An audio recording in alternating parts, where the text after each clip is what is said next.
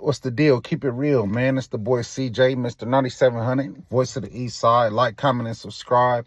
And today I'm tapping in on some content I run across, man. That's just, proving to me how Pooh Shiesty and them might be some of the dumbest criminals of the year. She went into a thorough breakdown of what's going on and, gave a different angle to it so y'all can really see the perspective of how dumb this crime was.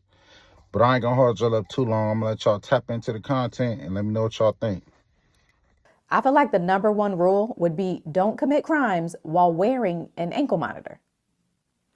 So anyway, I just got my hands on the 32-page federal criminal complaint for Pooh Shiesty, his daddy, Big 30, and 6 others. So let me walk you through what the feds are alleging happened in this complaint. So let's start off with the defendants. There's Lontrell Williams Jr., aka Pooh Shiesty, Lontrell Williams Sr., his daddy, Rodney White Jr., aka Big 30, Demarcus Glover, Darian McDaniel, Terrence Rogers, Corday Johnson, Kadarius Waters, and Demarion Gibson. And they're all charged with kidnapping, conspiracy to commit kidnapping, and robbery stemming from an incident that happened on January 10th, 2026 in Dallas, Texas. So according to the complaint, on January 10th, 2026, 3 victims who are referred to by their initials in the complaint, and the first victim has the initials RD, as in Raydrick Davis.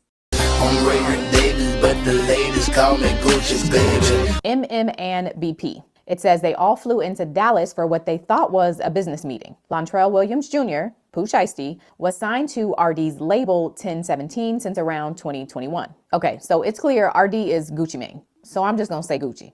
Okay. And the point of this meeting was because Pooh Shiesty was upset with the terms of his contract and he wanted to be released from his contract. So Pooh asked Gucci to come to Dallas so they could meet about, quote, business. Gucci, his head of security, another security officer, and the other 2 victims pull up to the studio around 1:45 for this meeting, but it was closed. Around 3:15, Pooh Shiesty's dad, William Sr., gets the owner of the studio to open it up for them. William Sr. is seen on video surveillance at 3:28 standing outside of the building on his phone. According to the complaint, at 3:43, so about 15 minutes later, Pooh Shiesty, his dad, Big 30, and the other 6 defendants enter the studio where Gucci and his team had already been waiting. Now, apparently at this point, Pooh Shiesty, who has an ankle monitor, gets a call from his probation or his parole officer because he's not at home. Pooh tells the officer that his caseworker gave him permission to be out for, quote, rec time, but the officer tells Pooh that's not the case. He doesn't have rec time and he needs to return home immediately. The complaint says that Gucci and his team overhear this phone call, so Gucci tells Pooh that they can reschedule their meeting,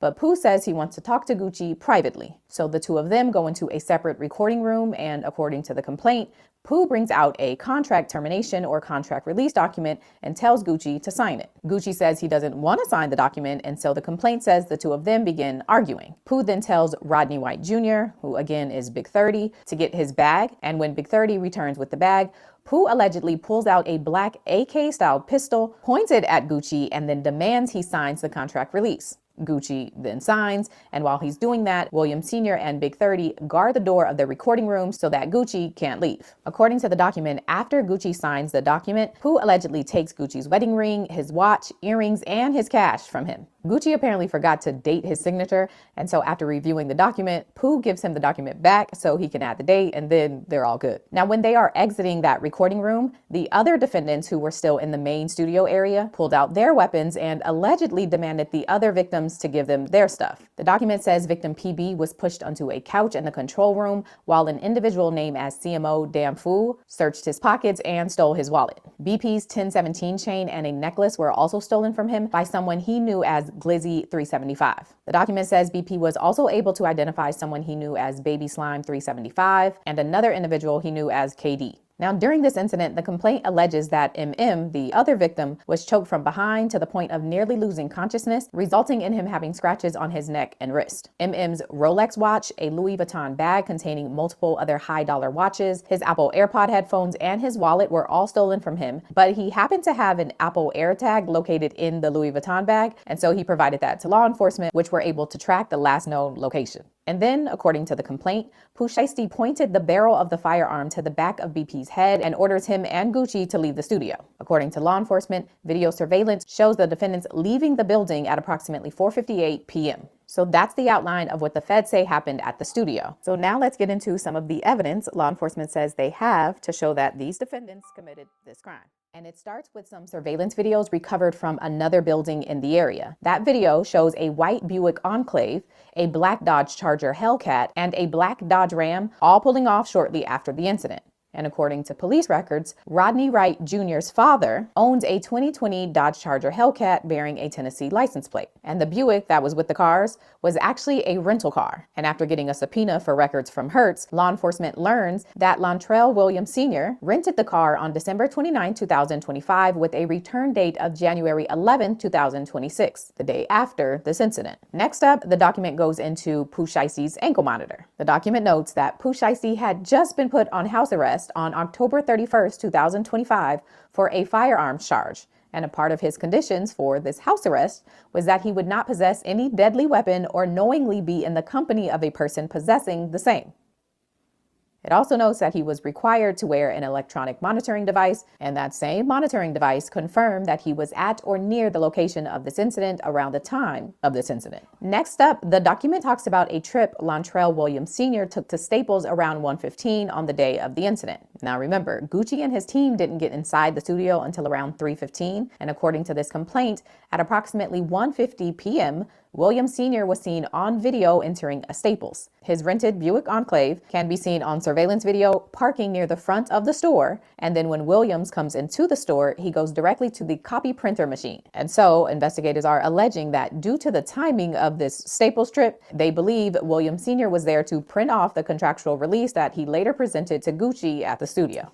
All right, next up are cell phone records. And according to investigators, they say that these records show some of the defendants driving from Memphis on January 8th and arriving in Dallas in the early morning hours of January 9th. And if one person having an ankle monitor wasn't enough, defendant Glover apparently also had an ankle monitor on, and his monitor also aligns with what all the other evidence is showing. Investigators also received records from Greyhound, which apparently showed defendants Glover, Rogers, Gibson, and McDaniel traveling from Dallas, Texas back to Memphis, Tennessee after the alleged incident. 3 of the other defendants who didn't take the Greyhound drove back to Memphis in the Hellcat, and when they got to Memphis, they stayed at a Comfort Inn, and while they were there, the Hellcat was apparently reported stolen. I'm assuming that's on purpose, but there's a lot going on. But after learning about the defendants being at the Comfort Inn, investigators were able to get surveillance video from that hotel, and they see that at some point almost all of the defendants had been at the Comfort Inn, and they're all wearing some of the same clothing that was seen on video at the studio. And then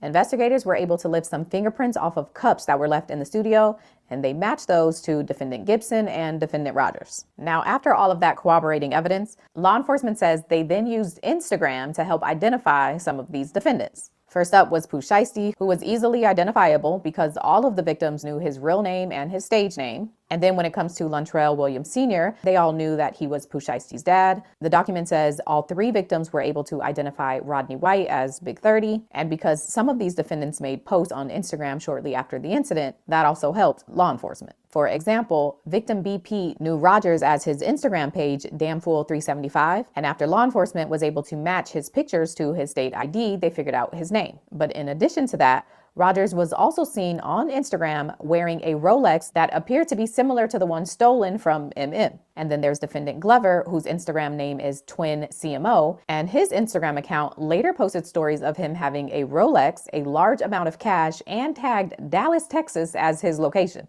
Now, is the point to get away with the crime or not? There was also a post of him wearing a 1017 chain that was similar to the one that was stolen from BP at the studio. All right, you get the point. And so, in conclusion, law enforcement says there is probable cause to believe that on January 10, 2026, in Dallas, Texas, DeMarcus Glover, Demarion Gibson, Corday Johnson, Darian McDaniel, Terrence Rogers, Kadarius Waters, Lontrell Williams Jr., Lontrell Williams Sr., and Rodney White Jr. all conspired and committed these crimes. And so, they've been arrested. Now, I'm not a lawyer, but even if your point was to get out of the contract, forcing someone to do it under duress would still invalidate the contract release, right? Like you can't force someone to sign a document. That defeats the point. But I'm not a lawyer or a criminal, so So what do I know? And this is all alleged. So we'll see what. So as y'all can see, you know, she broke it down into some real short and sweet for you, so you can get to the meat and potatoes of the situation and just really get an angle of like how absurd this was. Like, you know, message to the youngins, man. You know, when you're doing business and you want to get into the entertainment business, you gotta learn how to do business. You feel me? It's not 1996 no more. All that Suge Knight tactics don't work no more. Don't hold up. So, you know, always lead with your logic before you react off emotion and ego. But yeah, man, tap in, man. If you're not subscribed to the channel, subscribe, man. I'm gonna keep coming with different perspectives, different type of content, man, or a different angle on what's already in the algorithm, man. Tap in. It's the boy CJ, Mr. 9700.